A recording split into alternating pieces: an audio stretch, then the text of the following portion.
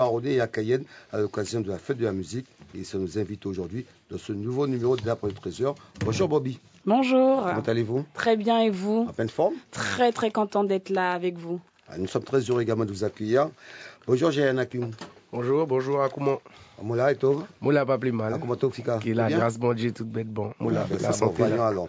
Et pour venir à cet entretien, Nicolas Pietrus. Bonjour Nicolas. Bonjour Patrick. Messieurs, bonjour. Donc rebonjour. Alors, lorsque vous regardez dans votre rétroviseur, tous les deux, que vous vous retrouvez en classe de 6e, vous vous dites quoi? Je mets à langue, je mets à tes langues. Franchement, ça fait plaisir parce que c'est pas d'aujourd'hui quoi. C'est pas d'aujourd'hui qu'on se connaît, c'est pas d'aujourd'hui qu'on partage la musique ensemble. Donc c'est magnifique, c'est lourd. Bambi. Au-delà du fait de ce qu'ils viennent de dire, tout est écrit en fait pour moi. Par rapport à ça, c'est la destinée. C'est la destinée. Il y a vraiment un destin pour chacun et je pense que se retrouver des années plus tard musicalement, c'est que c'était écrit pour moi. C'était écrit, ça veut dire que ça ne pouvait pas être autrement. Je pense pas, non. Alors, aujourd'hui, vous êtes demandé dans plusieurs pays. Qu'est-ce qui explique ce succès? Bien sûr, la qualité de votre musique, mais également cette part de Guyane que vous mettez en avant. C'est perçu comment dans le monde entier? Ils kiffent parce que c'est nouveau pour eux. Ils se disent, ils sont fascinés par le côté diversité. Comme en Guyane, il y a pas mal de cultures, pas mal de trucs, et ça s'entend à travers notre musique. Ils se disent, ils sont intéressés. C'est-à-dire qu'une fois, on était sur un plateau d'énergie, ils nous parlent du bouillon d'Awara, du bami. C'est-à-dire qu'il y a une recherche qui est faite. Exact. Et à l'époque, on n'arrivait pas spécialement à situer, même géographiquement, quand on disait Guyana pour les anglophones. Pour dire Guyane French, Guyana, ils disaient Ghana, ils ne voyaient pas. Et aujourd'hui, ils arrivent plus ou moins à voir où c'est, ils s'intéressent à qui y a derrière les artistes, quoi. Donc c'est un bouillon musical que vous leur proposez, et enrichi justement de toutes ces vertus de la Guyane. Exact. Exactement, oui. Franchement, on leur présente toutes les richesses que la Guyane nous apporte et du coup on retransmet tout ce qu'on a, enfin tout ce que nous, toutes les essences que la Guyane nous en donne, on retransmet tout ça à travers la musique.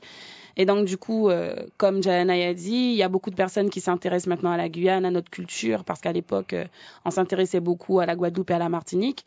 Et tout en sachant que les artistes aujourd'hui sont devenus vraiment des porte-parole de chaque département. Aujourd'hui, comme il a dit précédemment, quand on va dans des radios françaises, même si nous sommes français bien évidemment, mais quand on va dans des radios en métropole, à vrai dire, ils parlent de la Guyane, ils parlent de ce qu'on mange en Guyane. Des fois, ils font des recherches pour parler en créole guyanais. Donc franchement... Vous avez le sentiment d'apporter un son nouveau sur la planète musique? Oui, c'était l'idée. C'était l'idée de créer un nouveau concept, de nouvelles sonorités. Il y a toujours des recherches. À chaque son, c'est pas... Depuis Real Wi-Fi, il y a une évolution musicale en termes même d'instruments, même d'interprétation de clips, de réalisation audiovisuelle. Et c'est ça le challenge, c'est de se surpasser à chaque fois.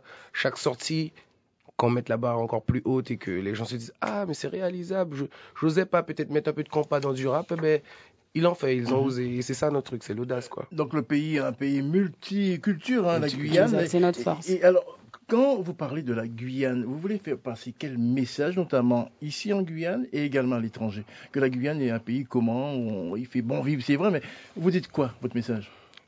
Que c'est une palette de couleurs, c'est l'arc-en-ciel, la Guyane. C'est vivre ensemble. Moi, je suis pour le partage, j'ai toujours prôné le partage. Et vous invitez tous ceux qui vous écoutent à venir voir ce pays? Bien évidemment. C'est-à-dire qu'on me dit oui, mais j'ai entendu. Je dis non, il n'y a pas de serpent dans Général de Gaulle, il n'y a pas de singe qui court quand tu traverses. Non, c'est pas ça.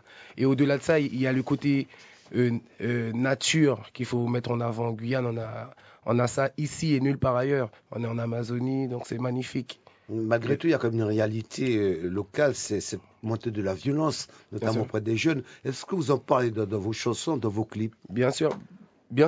Au-delà de tout ça, ça c'est un petit peu politique, j'ai envie de dire, la violence est partout la même. Après, moi comme j'ai toujours dit, le système judiciaire, éducatif et médical n'est pas adapté à la Guyane.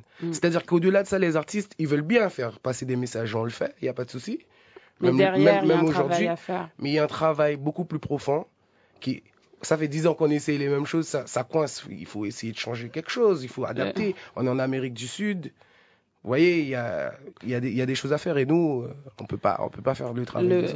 Le problème, c'est qu'aujourd'hui, par rapport au fait qu'il y ait une plateforme telle que les réseaux sociaux qui existent, on pense que les artistes deviendront des porte-paroles.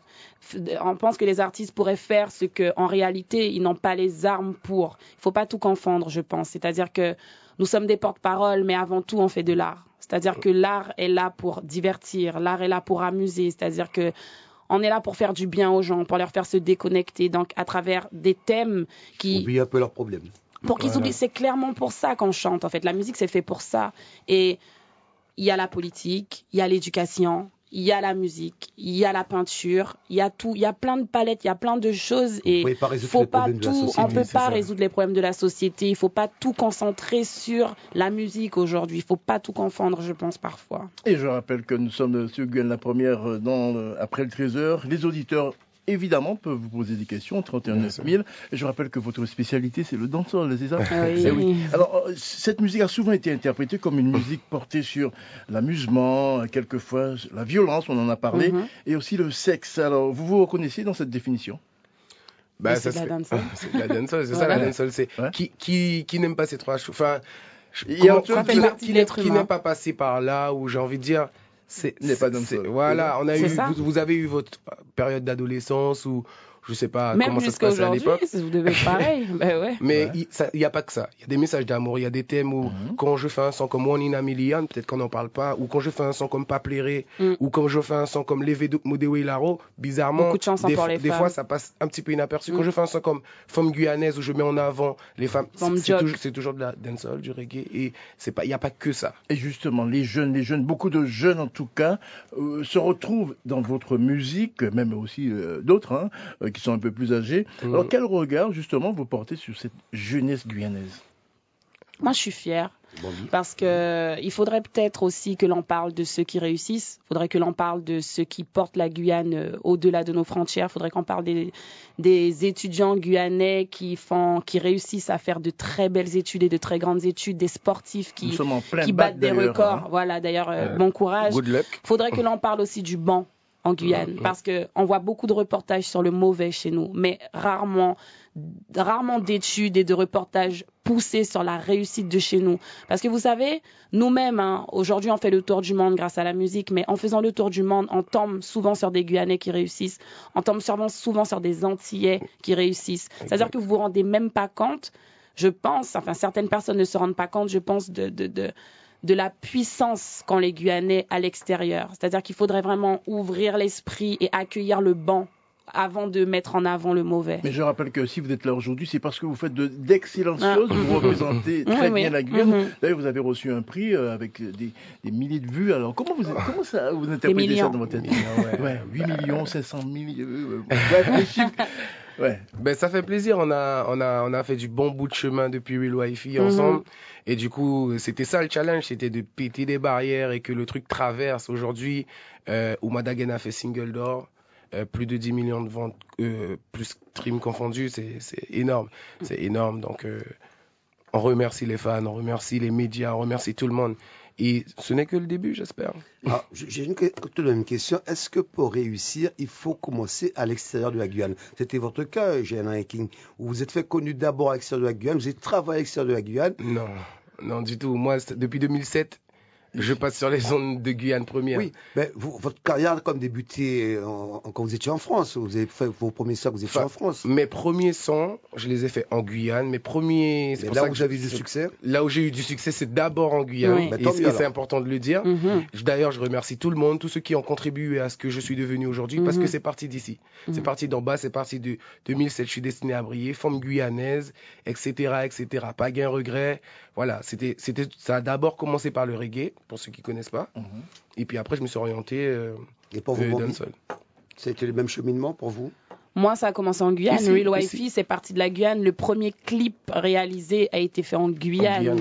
C'est-à-dire qu'on a voulu, depuis le début, montrer la beauté de chez nous, montrer qu'on peut faire des choses, montrer qu'une femme en Guyane peut représenter toutes les autres femmes guyanaises et exporter l'image de la femme guyanaise classe, sexy, sensuelle, qui sait chanter et qui, malgré ça, en a dans la tête. Ça, c'est très important. C'est vraiment ce qu'on veut vraiment faire passer comme message. Qu'en Guyane, on a des talents. Alors, une question très personnelle, Diana King. On vous avait vu, par exemple, lors de la fête de Makouria, il y a quelques années, vous étiez sur le podium. Ce temps-là est derrière vous. Vous êtes capable encore aujourd'hui, c'est encore ce même public, c'est vrai qu'il s'est multiplié par des...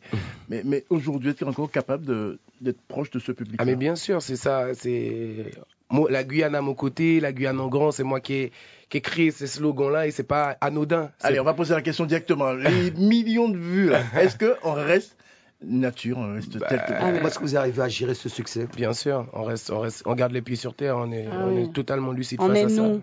C'est simple. C'est rien n'a changé. Quand j'arrive dans vos locaux, même je salue tout le monde de la même manière, je prends personne de haut, même dans la rue, on fait une photo, même si je suis pas habillé au truc, il n'y a pas de souci, on est là, c'est le partage. Oui, mais tout de même, reconnaissez quand même que ce succès vous permet également d'avoir des subsides intéressants, c'est-à-dire que vous avez des revenus aujourd'hui qui vous permettent de vivre au-delà de la moyenne de certains artistes. Tout comme toute personne qui travaille dur, voilà, c'est-à-dire qu'au-delà de la musique, toute personne qui travaille dur pour son bien, pour avoir les moyens justement de bien vivre et de mettre bien sa famille et d'ailleurs d'aider d'autres personnes hors de sa famille, ben, c'est logique. Plus tu travailles, plus tu gagnes en conséquence de ce que tu donnes, en fait. Vous vivez aujourd'hui de la musique, si vous êtes professionnel de la musique? Ah oui, c'est notre métier. On peut en faire un métier. Voilà, aujourd'hui, je peux dire chef de 2 entreprises parce qu'on voit la musique comme c'est facile, on met une instru, il chante. C'est juste un gars qui chante. Non, il y a un aspect juridique et business derrière, comme dans toute grande société. Ça reste une société. Aujourd'hui, j'en ai 2. Une société de production et une société d'édition musicale. Et voilà, il faut savoir que il n'y a pas de subvention, on fait tout seul, toutes les contributions clips, toutes les idées mises, les trucs bien organisé, quoi. C'est à 2 qu'on fait ça. Avec notre manager, on fait un travail de Et la chance pour la Guyane cette année, en ce 21 juin 2018, vous serez à Saint-Laurent et à Cayenne. Oui. Alors, que va-t-il se passer sur scène? C'est la fête de la musique, ça va être la fête totale, ça va être quoi? C'est la fête, quoi. On a des choses à fêter, on a un single de fêter avec le pays, on a la Guyane à remercier. Voilà, tout le monde a remercié, une signature, on a plein de choses à faire avec la Guyane, donc c'est avec plaisir qu'on a accepté, on a même décommandé une date pour être là. Donc, nous venons de mettre Edifé au fond côté. Vous ne serez pas seul sur scène, hein? Comment? Vous ne serez pas seul sur scène, il y a d'autres... Non, il y a d'autres artistes qui sont là depuis longtemps. Karine, Sista Sony, Sugar Kawar, et j'en passe, franchement, Fanny G, Warren, qui sont là depuis... Donc, franchement, ça va être un plateau magnifique. Chanali, Amadou. Voilà, exact. Et puis Saint-Laurent, c'est quelque chose de particulier pour tous les deux. C'est magnifique. Pourquoi Respect à Cayenne, Rémire partout, mais Saint-Laurent, c'est une belle vibe. C'est bien, c'est cool. Ouais. En tout cas, merci pour ce cadeau. On arrive à une toute dernière question. Vous allez continuer votre collaboration encore? Oui. Ben, tant que vous aurez dans la tête, qui décide? Qui décide? C'est les nous. Deux, ouais, c'est nous. Merci beaucoup d'avoir offert ce petit moment avec vous. Yes. Vraiment, c'était un grand plaisir de vous recevoir. Merci à vous de nous avoir accueillis. Pratiquement inaccessible maintenant, puisque vous êtes des stars internationales. On est nous, on vient taper là, vous n'allez pas nous dire non. Non, vous serez toujours les bienvenus. Merci.